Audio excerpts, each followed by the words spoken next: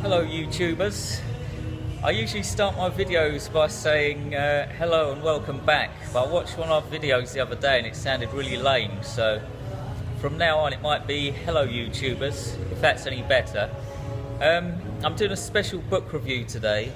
It's special because the book in question has been published by a friend of mine called Regina.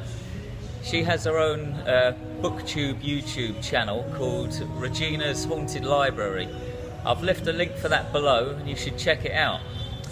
Now, this book in question is called Code Red and it's a fairly new book. And it's a vampire novel that it's set in the deep south in the USA.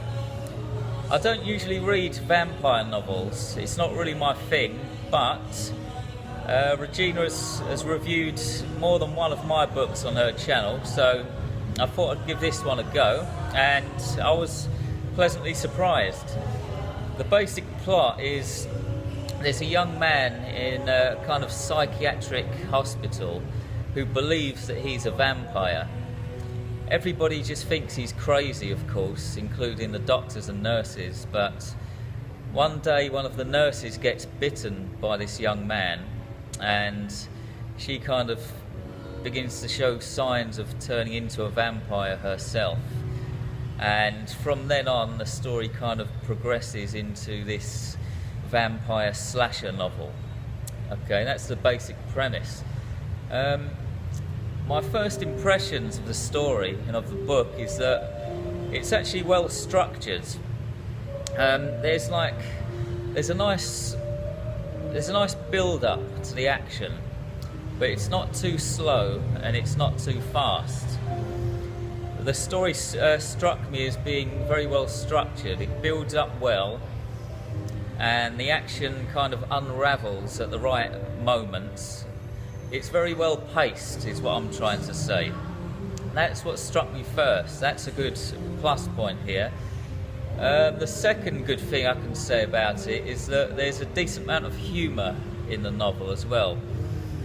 A lot of scary books try to scare you all the way through, and they try to maintain this high level of terror from start to finish, and it's a bad way to write a book, in my opinion. You can't keep somebody terrified for like 300 pages. You need to balance out the humour and the horror, and this book does that well.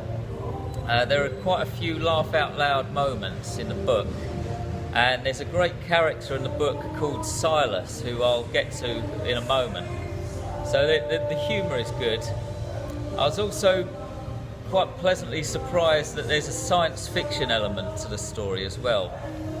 As I say, I'm not really a vampire fan, and I'm not really into anything supernatural for that matter. I don't usually read vampire stories, ghost stories, werewolves, goblins, or anything like that. I like stuff that's grounded in reality. I like science fiction, and this is actually a science fiction story. So that was a big plus point. That was like a nice surprise for me. And it's a page turner as well. I'm a slow reader. I usually take about 2 weeks or so to finish a book, but I finished this book in about 4 or 5 days, so that's a plus point as well. So these are all good plus points for the book. Thank you for making it to the halfway point of this video. This is a quick message to let you know that my short story collection, A Bunch of Fives, will be released on the 1st of June. You can pre-order the book right now, however, for a discounted price by using the provided links below. Thank you. Now back to the video. No book is perfect, however. Have you ever read a perfect book? I certainly haven't. Every book is not flawed, but every book has certain things that won't appeal to certain readers. Now look, I'm going to give a little bit of criticism here, just a quick thing, but in a way it's not actually a criticism of the book. There are several religious references in the book, or should I say there are certain characters in the book that are religious, and so they come out with these religious insights. Now, for me, I'm not religious, so I don't enjoy reading that stuff, and it didn't ruin the story at all. It didn't put me off, but I just thought, oh, here we go, another religious comment. But in a way, it's a kind of plus point for the book, because, as I say, the book is set in the deep south in America, and in the deep south in America, I think that there are a lot of religious people. I think people are like that in the deep south. So in a way, it just means that the book is accurate and that the characters are realistic. But just for me personally, it kind of gets on my nerves a little bit reading about people going on about God and stuff like that. I just don't like reading about it. But it means the characters are quite accurate.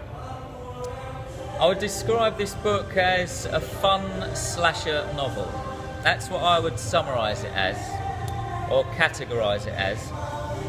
There are quite gory scenes in the book. There are some quite violent scenes, but for me they weren't deeply disturbing. They weren't disturbing in a kind of American Psycho sense, where you read it and you think, bloody hell, that's sick.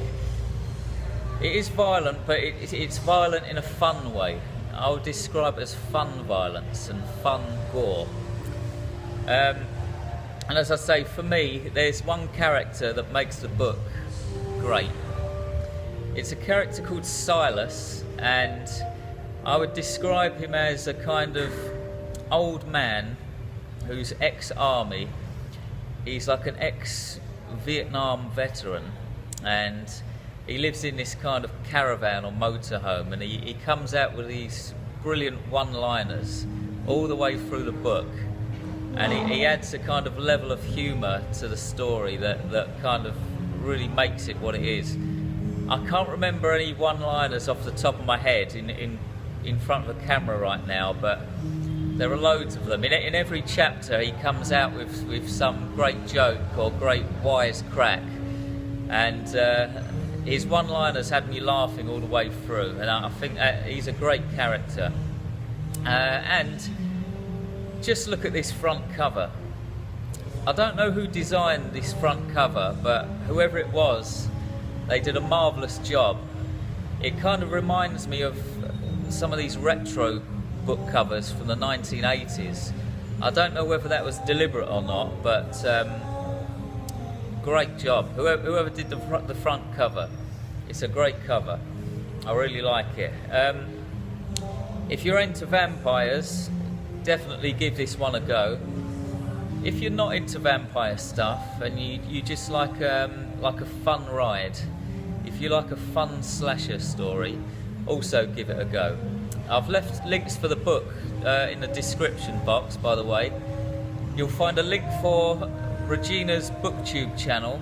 You'll find a link for this book as well, so if you fancy giving it a read, just look below and you'll find all the links. Thanks very much for watching. I'll be back in 2 weeks or so with another book review. In the meantime, try to have a good day on this blood-sucking, nocturnal slasher rock we call Earth. Take care, goodbye.